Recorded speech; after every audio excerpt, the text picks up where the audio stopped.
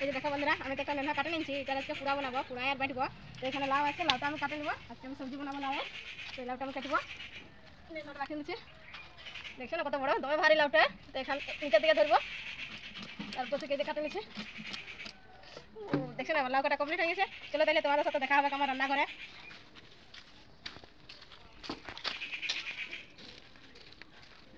তোমরা তো দেখলে বন্ধুরা যে বাড়ি থেকে যে কাঁচা লাউ কাটে নিয়ে আসছি। তো এটা আমি আজকে পিঠা বানাবো। তো অতটা দরকার না, তাই জন্য আমি আধটা কাটে রাখে নিচ্ছি, কালকে রান্না করবো। তো যে এতটা আমি নিয়ে নিচ্ছি, এটা আমি সিদ্ধ করতে দেবো, পিঠা করবো লাউয়ের। এখন আমি প্রথমে এই দেখো লাউটা আমার কাটা কমপ্লিট হয়ে গেল। একদম কাটা কমপ্লিট হয়ে গেছে আমার লাউটা। তো এখান থেকে আমি দিব, আমি একবার ধুয়ে নিবো। আগে একবার ধুয়েছিলি তো কাটার বাদ এই দেখো কাটা ধোয়া আমার কমপ্লিট হয়ে গেছে।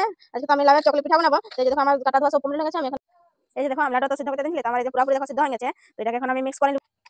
এই যে দেখো লাউটা আমার একদম ভালোভাবে মিক্স হয়ে গেছে। খুব সুন্দর সেদিন ছিল কচি লাউটা না, তার জন্য এই দেখো এখন এখানে আমি মশলা দিন দেবো করে সব মশলা। তো প্রথমে আমি যে দেখো সরিষার তেল দিচ্ছি, পরিমাণ মতো আমি সরিষার তেল দিচ্ছি লাউটা, জিরা পাউডার,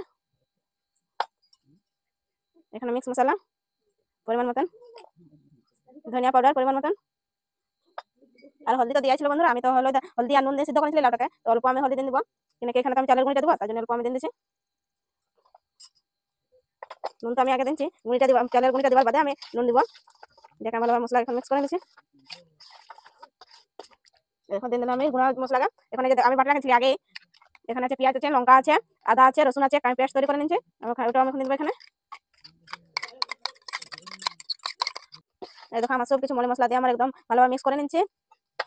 এখানে আমি চালের গুঁড়ি দিয়ে দিব। চালের গুঁড়ি আমি আগে এটাকে মিক্স গ্রাইন্ডার আমি পিষে রেখেছিলাম চালের গুঁড়িটাকে। তো এখানে আমি দিয়ে দিব অল্প অল্প করে, অল্প অল্প দিবার ফেটে নিব। একবারে তো বেশি দিব নাই, কতটা লাগবে কখন চালের গুঁড়ি আপনারা এইভাবে করবেন, অল্প অল্প দিবে আসা নিবে চালের গুঁড়িটা।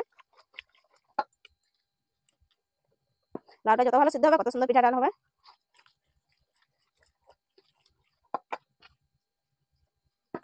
এইভাবে আমি অল্প অল্প দিয়ে মিক্স করে নেব। এই দেখো চালের গুঁড়ি দিয়ে আমি ব্যাটারটা এরকম ভাবে এইভাবে তৈরি করে নিচ্ছি। অত বেশি পাতলা না, অত বেশি পুরোও নাই। তো আগুন আমি ধরে নিচ্ছি, ধরে তসলাটা আমি চাপা নিচ্ছি। আমার তসলাটা গরম হয়ে গেছে, আমি এখানে তেল দিয়ে নিচ্ছি। লাউয়ের চকলি বানাবো, তার জন্য যে প্রথমে আমি তেল দিয়ে নিচ্ছি। তেল দিয়ে আমার হয়ে গেছে, তেলটাও গরম হয়ে গেছে। তো তসলাটা আমি এখন দিয়ে দেবো এখানে ব্যাটারটা, লাউ আর চালের গুঁড়ি একটু মেলে মেলে নিব, তাহলে পিঠাটা একটু পাতলা হবে।